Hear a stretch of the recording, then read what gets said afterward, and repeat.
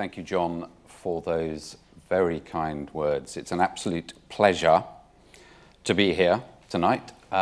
It's an honour to be speaking at the Royal Society, so thank you very much for inviting me. I have to say that I had not expected so many people to be here, so thank you very much for coming as well. We know, particularly at the Royal Society, that in terms of knowledge production, we always stand on the shoulders of giants. There are always people who have gone before us. But there are people who walk beside us, on whom we depend as well. And before I start, I want to thank three institutions. The first is the Wellcome Trust. The Wellcome Trust has funded a large proportion of my research and my research career, from the very early stages, converting from a doctor into an early career researcher, throughout various larger program grants, strategic awards, and more recently, the Trust has supported the creation of the Wellcome Centre for Cultures and Environments of Health. In many ways, for me, this was the fulfillment of a dream, although at times the responsibilities and demands seem more like a nightmare. But it's a fantastic opportunity, and I'm deeply grateful for the Trust for the funding, and it's nice that Simon Chaplin is here as well, so thank you for coming.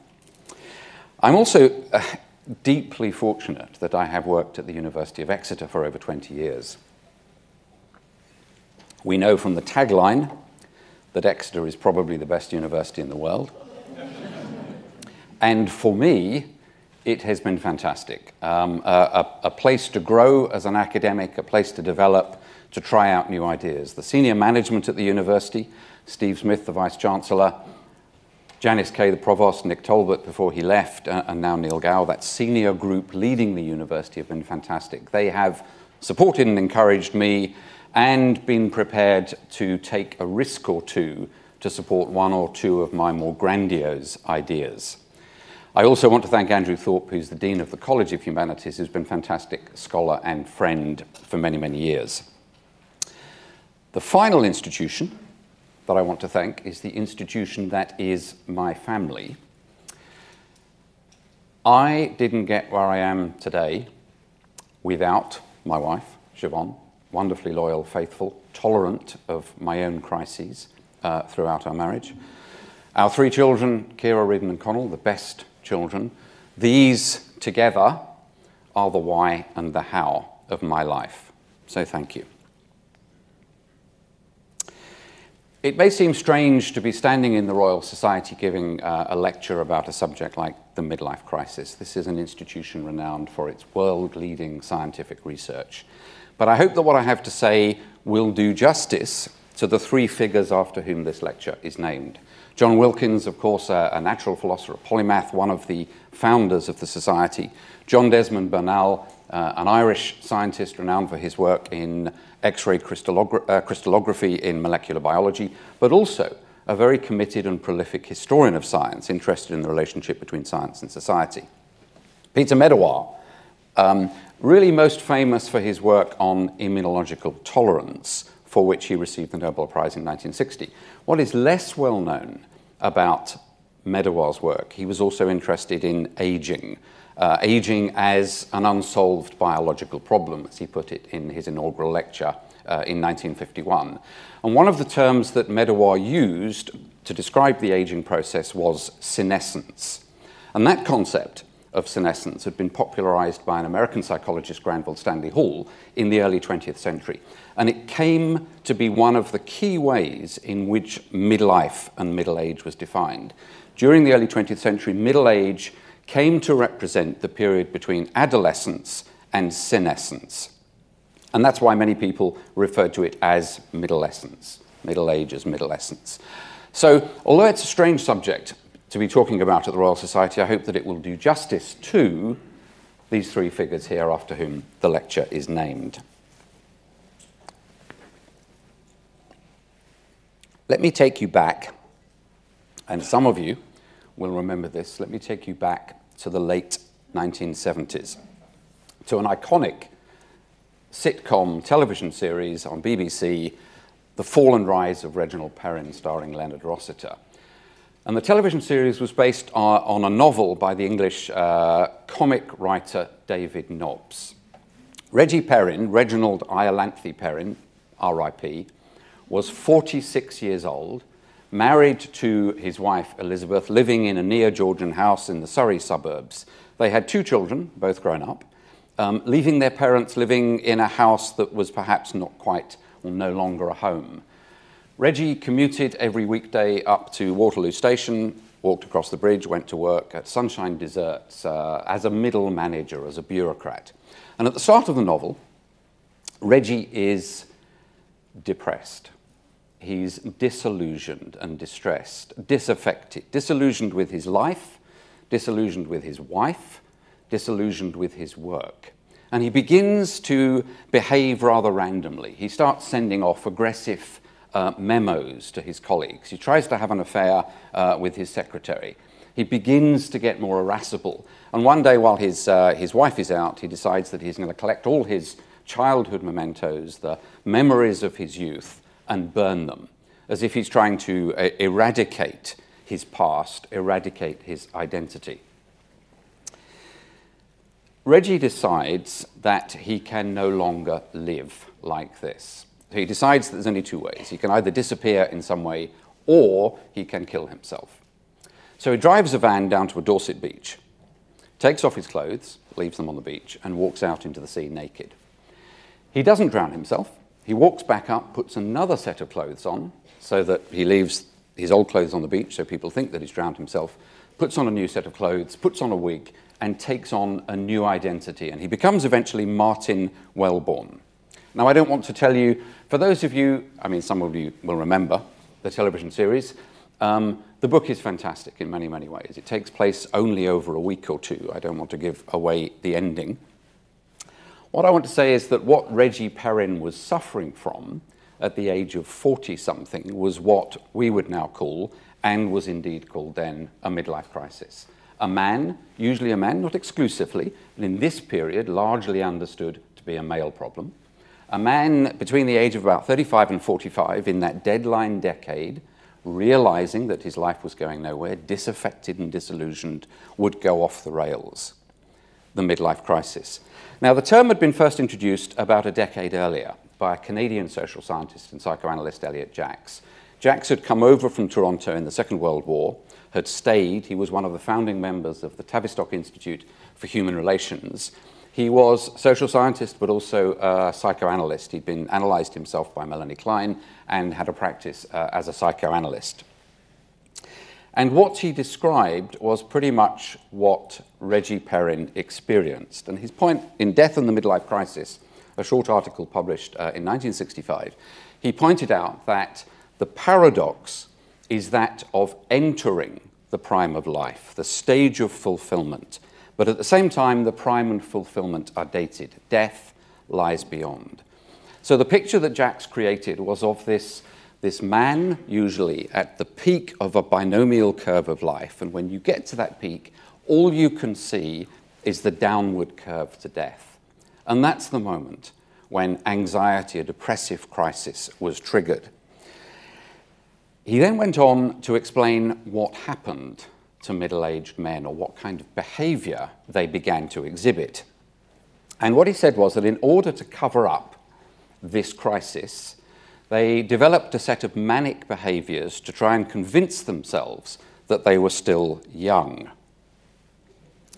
So the compulsive attempts to remain young, the hypochondriacal concern over health and appearance, the emergence of sexual promiscuity in order to prove youth and potency, the hollowness, lack of genuine enjoyment of life, these, he said, are familiar patterns, and they are all attempts at a race against time. So the midlife man, the man in the deadline decade, sees death accelerating towards him, and he tries to deny that or cover it up by claiming or pretending that he's younger than he is, leading to these kinds of behaviors. At the time, both in the 60s and when Reggie Perrin was having his crisis in the 70s, there were 2 principal explanations for the midlife crisis.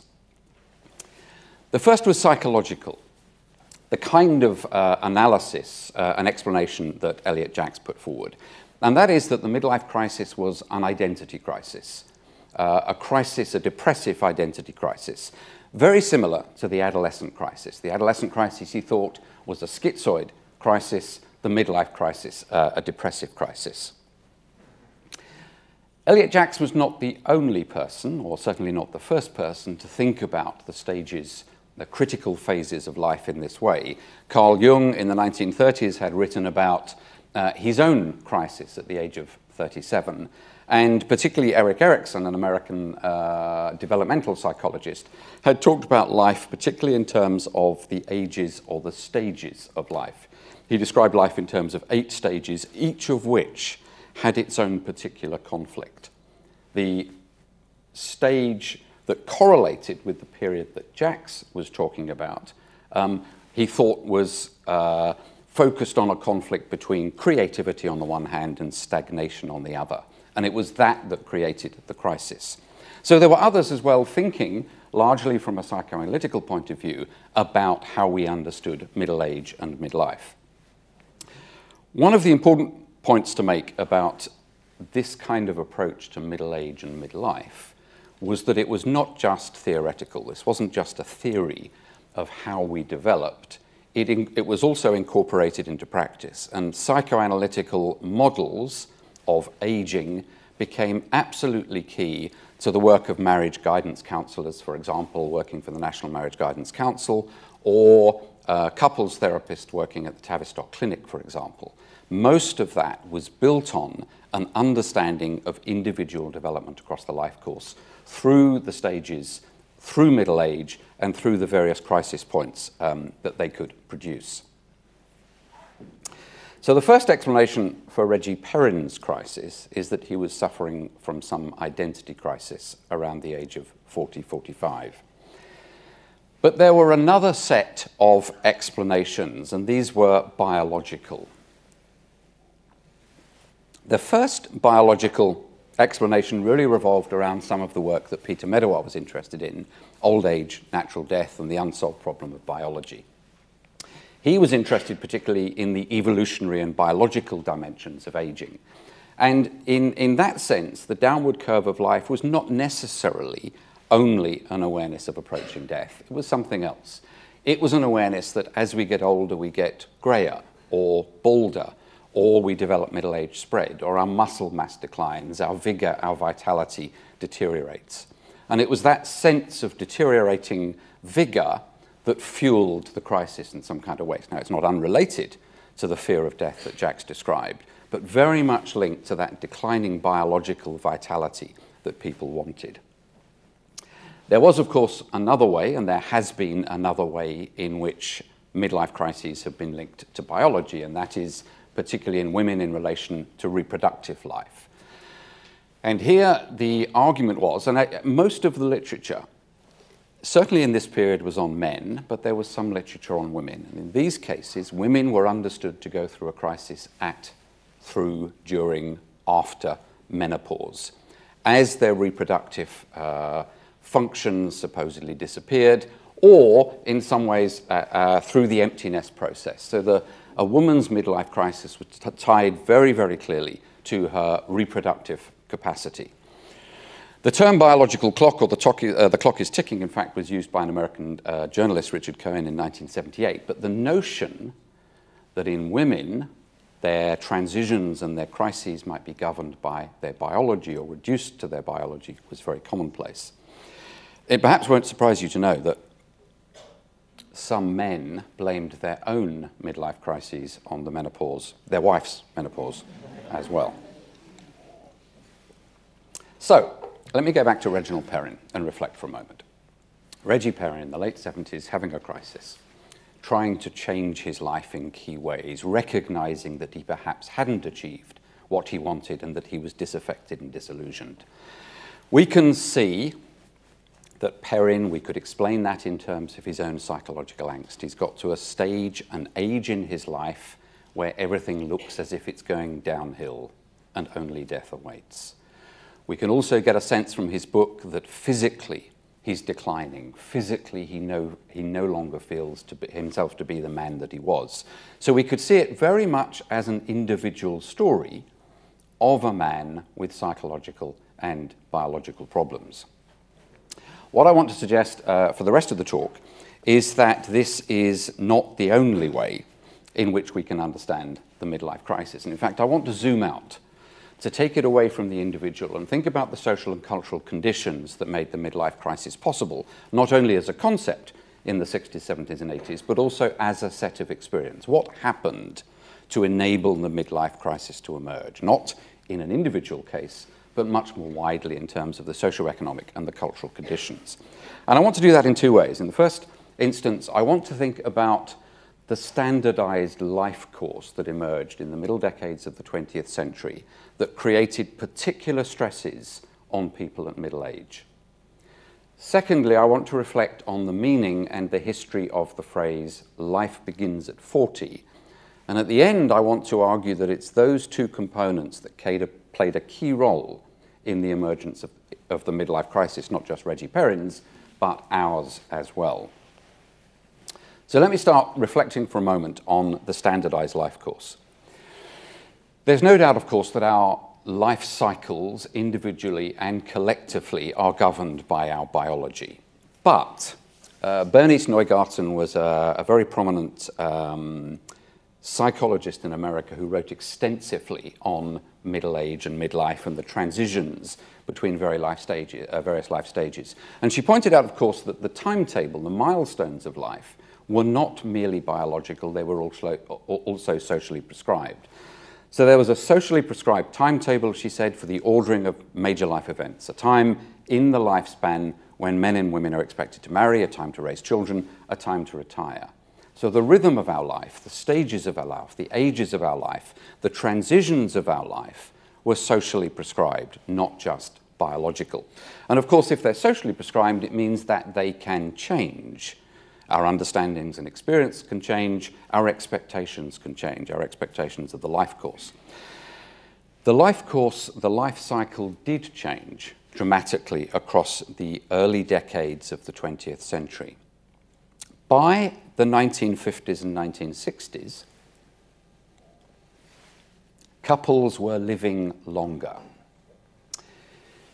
If you were born at the end of the 19th century, early 20th century in this country, we might expect to live until we were 40, 50, 60. By the 1950s, 40s, 50s, we might expect to live until we're into our 70s or perhaps 80s. So life expectancy had increased, giving us that longer life cycle and in principle also a longer period of adulthood or middle age. At the same time, we were marrying earlier. In 1911, only about 24% of women were married by the age of 24. By the early 50s, that had risen to 52%. And in fact, if you look at some of the surveys of men and women's attitudes about marriage during this period, most women would say that the ideal age to marry is between 20 and 24. Men, ideal age slightly later, but not that much different. At the same time, during the early decades of the 20th century, it became more commonplace to have fewer children and to cluster them together earlier in the marriage. So let's say a couple were married at the age of 20 or 21. By 24 or 25, they would have had their 2 or 3 children. And they would be then bringing up those children, the children would leave home. So there was a much longer period of life after the childbearing period. In a sense, in this period still, that was more important for women who tended to be in the workplace less, by and large, and looking after the children more.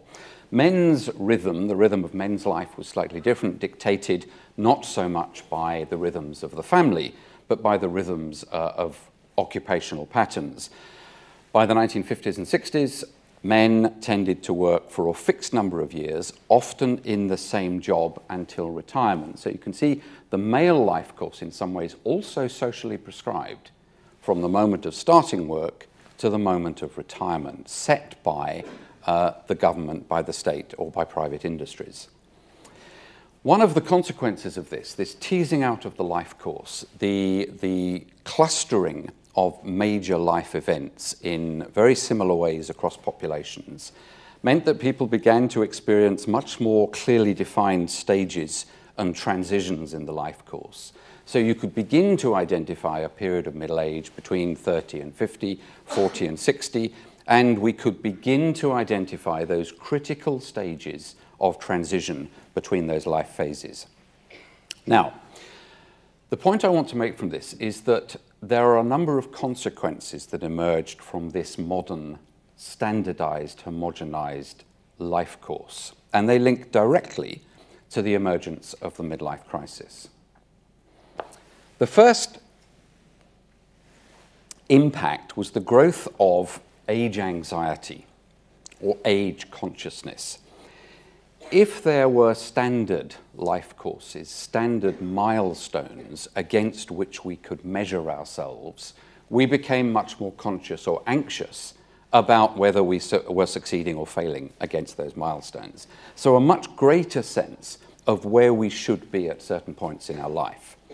And of course, that expectation that we would leave home, get married, have children, get a job, retire, our expectations were raised, but at the same time, if we didn't match up to those expectations, if we didn't meet those milestones, follow that timetable, we could be dissatisfied with our achievements.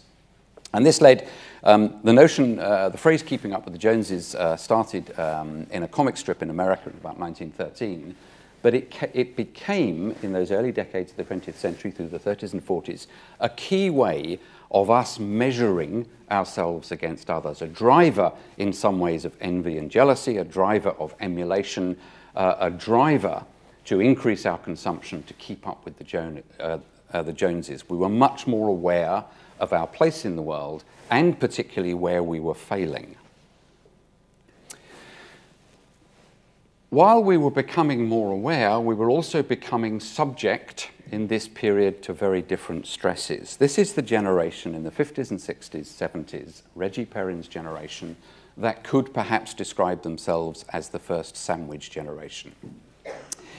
If we think about the patterns of marriage and child rearing and aging, if you imagine that we have that couple ideally marrying at 20, have their children by 25, by the time they're 40, 45, Reggie Perrin's age, their children will be going through the troubled years of adolescence, their parents would be aging through retirement, needing more care, and you find in this period the middle-aged, between the age of 30 and 50, 40 and 60, becoming sandwiched between the troubles of their adolescent children and the troubles of their parents. So you hit the midlife crisis exactly when your children are going through an adolescent crisis. Middle age was also challenged for many people by financial pressures at this time. And again, this was a feature of the changing life cycle. In 1891, we could expect to inherit at the age of about 37. Now, I have to say that this is a middle-class Western story. This is not true of everybody, although the longer history of the midlife crisis suggests that the crisis has been democratized in many ways. But if you were lucky enough to inherit, in the late 19th century, you could expect to inherit at the age of 37. By the 1940s, you would expect to inherit not until you were 56. That meant that you inherited, it's always nice to get money, don't get me wrong, but if you inherited after you'd had children, after those children had grown up and after they left home, at times when you might not need it as much as you had when you were middle-aged bringing up children. That created a set of financial pressures on couples trying to bring up children. The final point I want to make in terms of midlife pressures, and it applies, the empty nest is as it was first introduced, the empty nest, in about 1913, it was applied largely to women in a rather derogatory way, that their only function in society was to have children, and once those children had left, they were of no value. But in some ways, it describes a very key feature of the extended life course, that by the 1950s, given the fact that women and men are marrying earlier, having their children earlier, a woman could live for a further 52 years after the birth of their last child and many years after menopause. One of the things that created in people's minds was the question, is this all there is? Do I really want to live like this with this person for the next 40 or 50 years. And a number of the psychologists in this period pointed out that the extended life course, the continued pressures at middle age, through middle age, meant that many people, when they got to the age of 40, 45, began what Robert Lee and Marjorie Kasabian referred to in the spouse gap. I don't know if you can see, Weathering the Marriage Crisis During Midolescence is the subtitle of the book.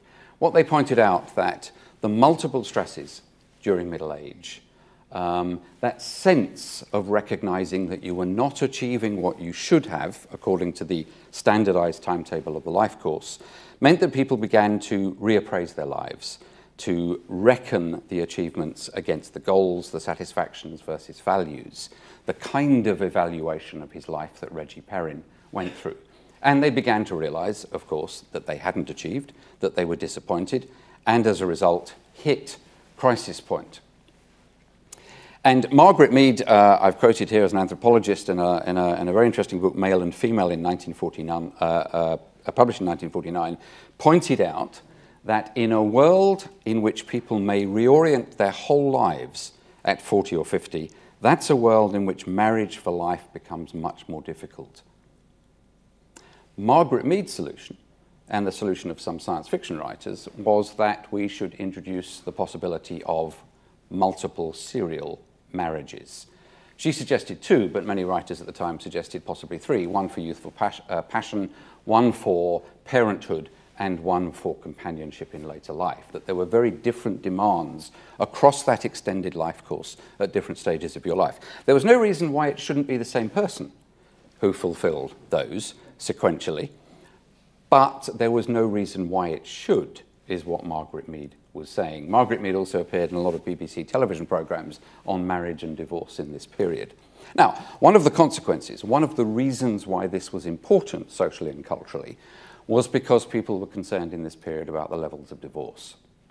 And they linked marriage, midlife crisis to a marriage crisis, claiming that partly it was the behavior of middle-aged men that was threatening marriages, leading to family breakdown, separation and divorce. And this was regarded as problematic for social stability in the post-war period. Before the Second World War, fewer than 7,000 couples were divorced. There was a big boost after the Second World War during the late 40s to 50, linked largely to, well, explained in terms of hasty marriages during the war, the difficulties that soldiers had readjusting to civilian life, the fact that during separation, both husbands and wives, for example, had had affairs.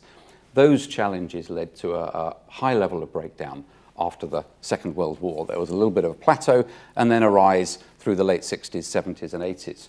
Now, I don't want to say that the midlife crisis, the challenges that people faced in middle age, were the only reasons for that. One of the reasons for the big rise after 1970 is a change in the divorce law. The Divorce Reform Act was introduced in 1969, removed the marital offence and replaced it with the notion of irretrievable breakdown, making it much easier for some people to get a divorce. But debates about the midlife crisis in this period, and still, I think, link it very closely to concerns about the stability of marriage, which was regarded by many as essential for social stability. Let me pause for a moment then and think again about Reggie. Yes, distraught. Yes, going through a period of psychological angst. Yes, fading biologically, but also, in some ways, a victim of very striking demographic changes across the 20th century, of very different expectations of the milestones of life, the expectations about when people would get married, have children, get a job, retire, and so forth, created a set of pressures on Reggie Perrin and his wife and his children that proved for him too much. In some ways, what I've sketched out is what Reggie Perrin was escaping from. The stick that pushed him to behave in these ways was the social pressures created by the extended standardized life course. But what did he hope to achieve by it?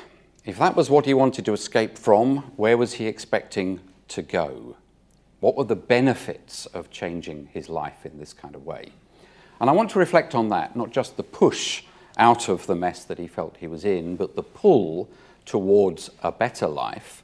I want to explore that just by thinking about the phrase, life begins at 40, and where that came from, and how that played in to the expectations and the aspirations, not just of Reggie Perrin, but also many of us as well. The phrase, life begins at 40, was first used, well, as far as we know, in 1917 by Mrs. Theodore Parsons, Matilda Parsons, who was the widow of an army officer, but had already had her career as well, teaching particularly young women and girls and young women and older women how to keep fit. Scientific bodybuilding is what she referred to it as. And partly it was keeping physically fit in order to keep the mind fit. And this phrase I love. She was interviewed in 1917 for the newspaper. It was 4 days after America entered the First World War. And in the interview, she said, and a very similar set of ideas to what Elliot Jacks introduced much later in the 60s. It's a paradox of life, she said, that we do not begin to live until we begin to die. Death begins at 30. That is deterioration of the muscle cells set in. Most old age is premature, and attention to diet and exercise would enable men and women to live a great deal longer than they do today. The best part of a woman's life begins at 40. That was her phrase.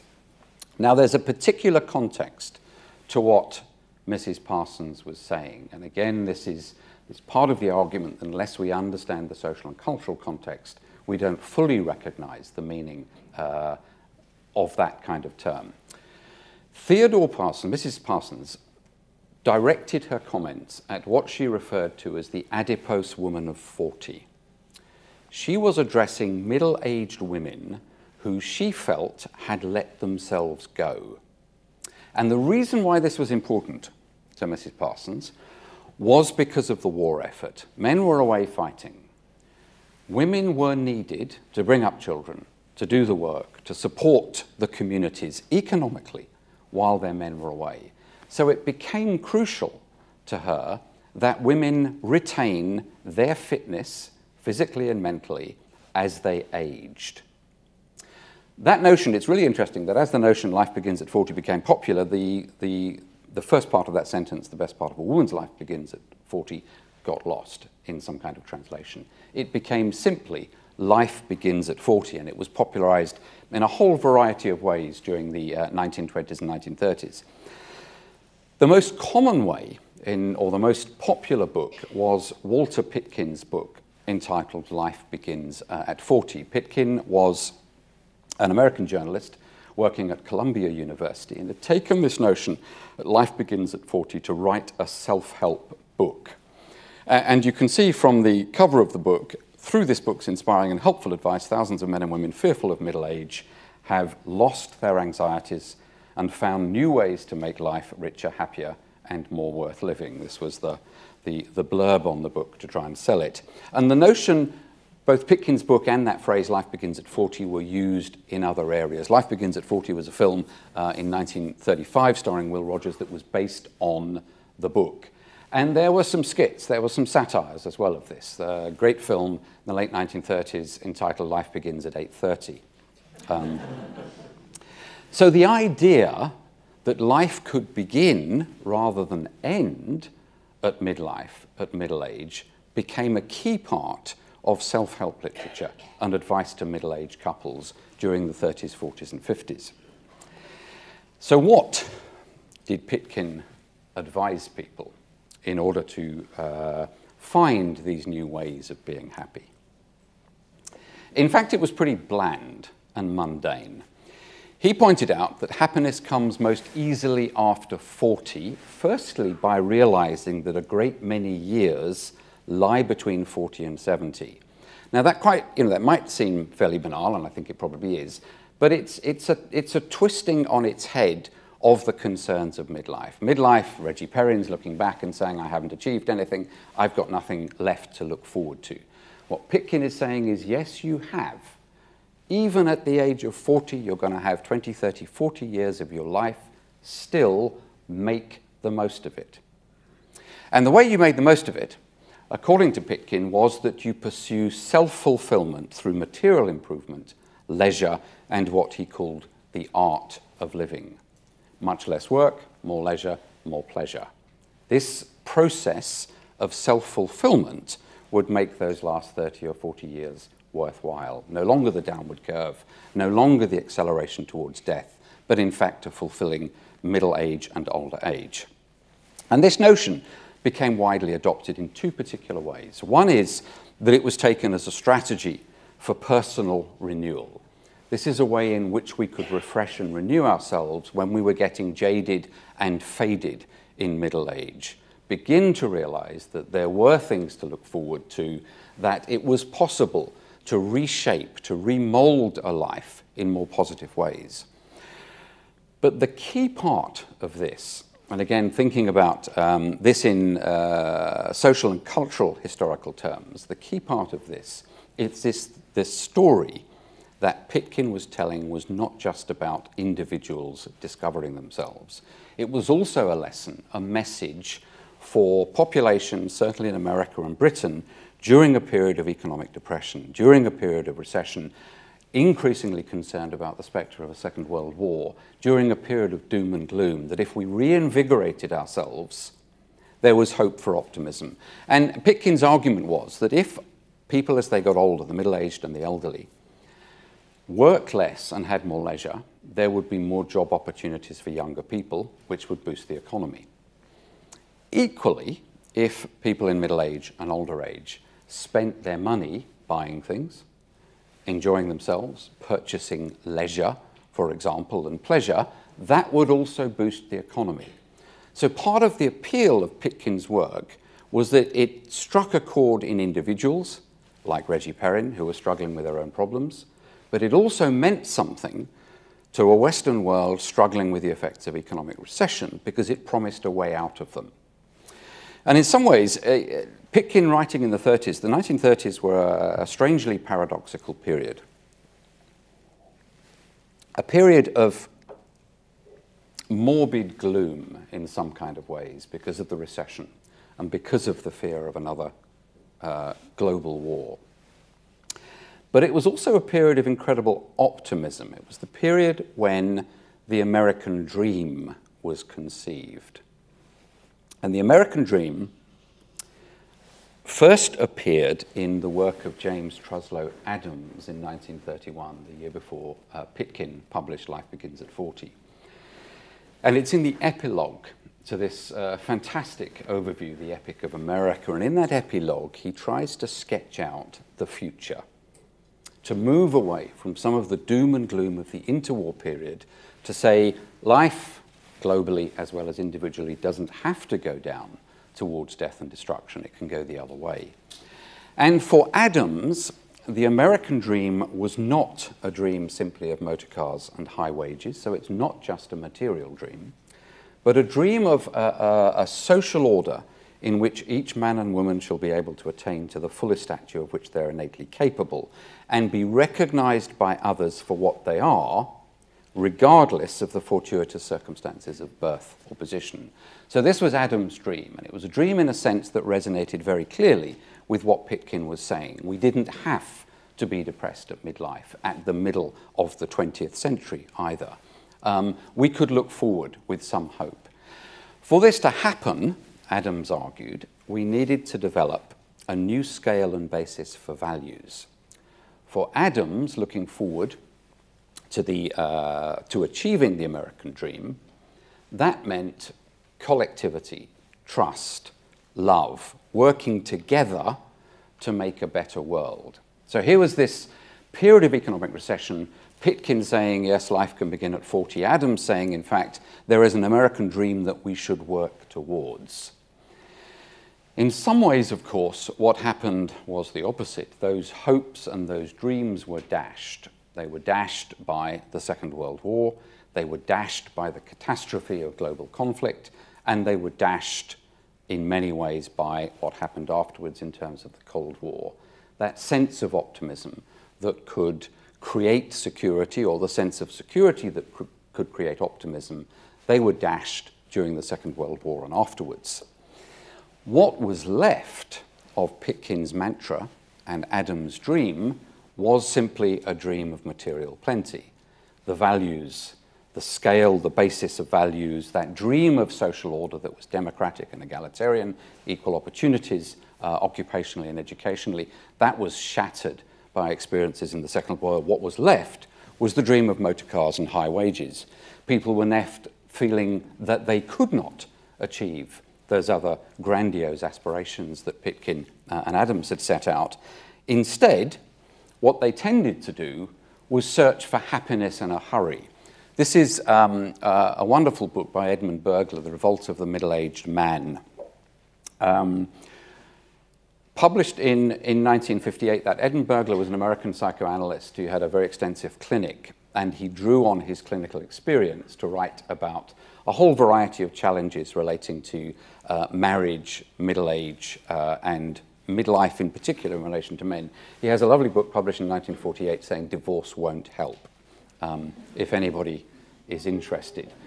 And his argument, in fact, in that book and in this book, is that before a couple run to the divorce lawyer, they should go and see a psychiatrist. That this is about the challenges within themselves and their relationships. So what he says is that during the 40s and 50s, the collapse of the American dream in many ways, and you can trace this through American post-war literature as well in particular, the collapse of the dream left people struggling. And they translated those struggles or those aspirations into a dream of material plenty, into consumption, seduced by the pleasure of consuming material goods, but also the pleasure, the anticipation of consuming other people. This was the emergence, if you like, of a form of narcissistic self-fulfillment that drove some of the behavior that you see in Reggie Perrin. So for Burglar, people were looking for happiness in a hurry. And he has this beautiful passage which describes very, very clearly the thought processes that he attributes to people like Reggie Perrin. In this mindset, stressed by life circumstances, feeling that they had failed, feeling that although they were looking down to death, everybody was telling them that life begins at 40 and things should be getting better, at that moment they were anxious and perhaps more depressed than they would have been otherwise. And this is the mindset, if you like, of a Reggie Perrin. I want happiness, love, approval, admiration, sex, youth. All this is denied me in this stale marriage to an elderly, sickly, complaining, nagging wife. Let's get rid of her. Start life all over again with another woman. Sure, I'll provide for my first wife and children. Sure, I'm sorry the first marriage didn't work out. But self-defense comes first. I just have to save myself. So what is left of those aspirations in the midst of midlife, middle-age stress, the argument that life should be getting better, not worse, that optimism that we could achieve the American dream, as that was dashed, what was left was a sense of selfish, narcissistic belief that we were due something, some happiness ourselves. And this, Burglar suggested, was why people like Reggie Perrin had crises, pushed from their marriages, pushed from their relationships, disappointed in their lives, but seduced by a dream that was no longer achievable, except through the selfish pursuit of pleasure. Let me reflect then, to finish, on where we've been.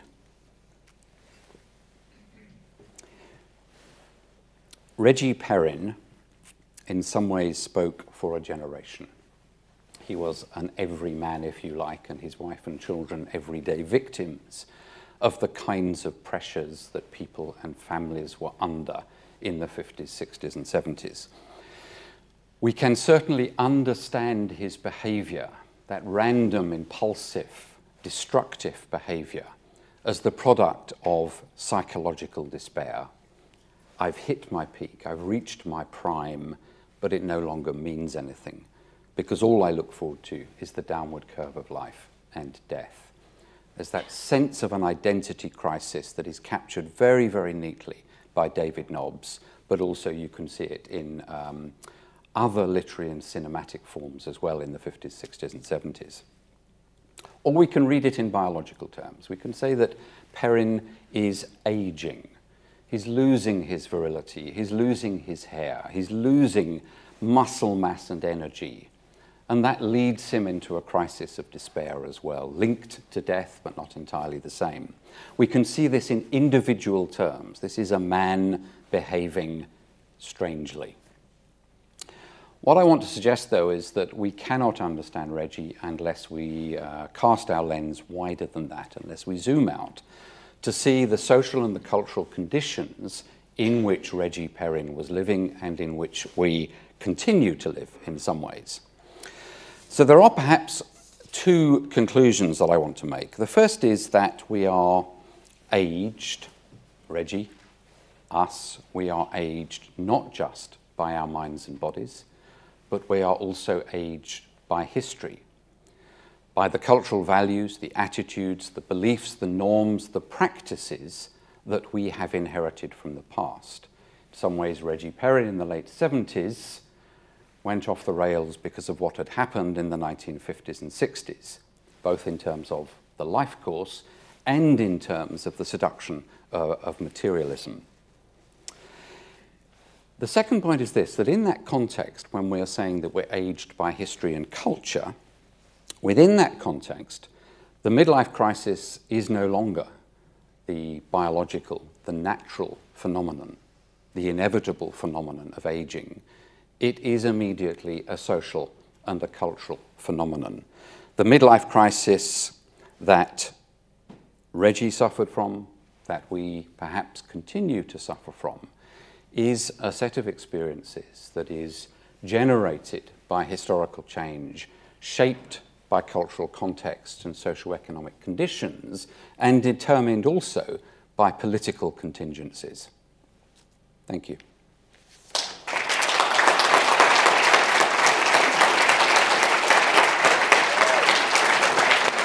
Wonderful.